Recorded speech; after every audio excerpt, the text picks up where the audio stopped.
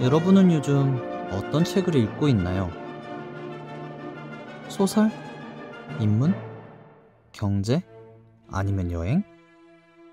이유는 저마다 다르겠지만 그 누구도 불행한 삶을 살기 위해 책을 읽는 사람은 없을 겁니다. 행복한 삶. 앞선 영상에서 복음은 우리가 예수님만에 머무는 것만이 진정 행복할 수 있는 길이라 말하였습니다. 그 길을 복음은 단 하나의 책, 성경을 통해 알 수 있다고 말하는데요. 인류 역사상 가장 많은 언어로 번역되고 가장 많이 인쇄되고 가장 많이 읽혔다는 책, 성경은 어떤 책일까요? 성경. 한자로는 성인성, 글경, 문자 그대로 해석하면 성스러운 글입니다. 영어로는 바이블, 책들을 뜻하는 그리스어에서 유래됐는데 여기서 재밌는 건 성경은 한 권의 책이기도 하지만 한 권의 책이 아니기도 하다는 겁니다. 한 권의 책이면서도 한 권의 책이 아니다? 이게 무슨 말일까요? 먼저 성경은 약 수천년 시대 사이에서 수십 명의 다양한 직업을 가진 사람들이 쓴 제각각 다른 내용과 형식, 부피를 가진 책들의 묶음입니다. 그런데 놀랍게도 이 책들은 전부 한 곳을 향한다는 점에서 한 권의 책인데 그건 바로 66권의 성경 모두 한 치의 오차도 없이 한 사람, 예수를 가리킨다는 겁니다.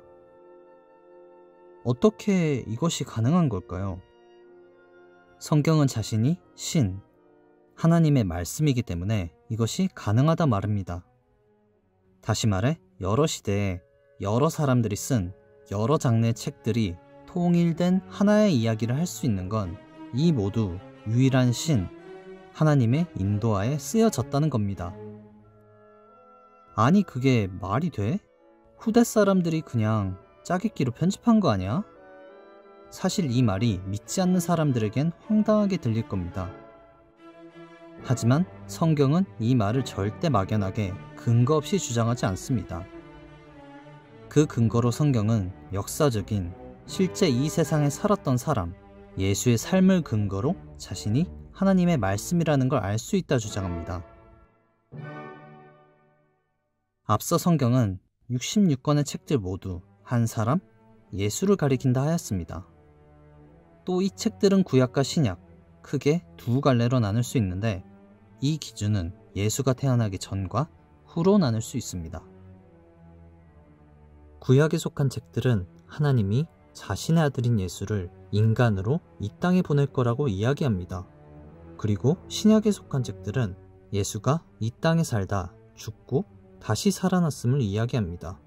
정리하자면 구약 책들을 통해 이야기한 부분들이 전부 인간 예수를 통해 이뤄졌음에 신약 책들을 통해 이야기한 부분들이 예수가 진정 하나님, 신의 아들이라는 걸 증명했음에 우리가 성경을 믿을 수 있다는 겁니다.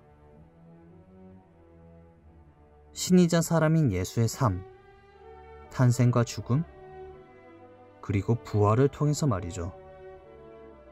결국 성경이 예수의 삶을 증명하고 예수의 삶이 성경을 증명함으로써 성경은 자신이 믿을 만한 하나님의 말씀이라고 주장합니다.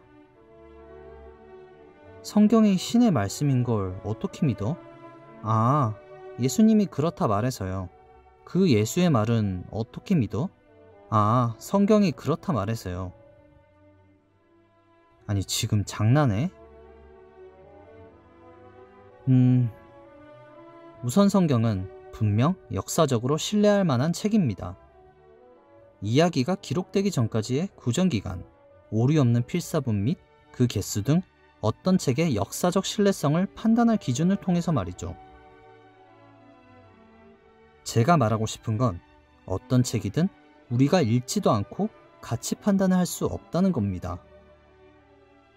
성경이 정말 믿을 만한 책인지, 정말 신의 말씀인지, 아니면 사람들의 짜깁기, 헛소리인지 등 어떤 결론을 내리든 성경을 읽고 내려야 한다는 겁니다. 성경, 하나님은 우리들에게 분명히 말씀하십니다. 너희가 직접 읽고 시험해보라고.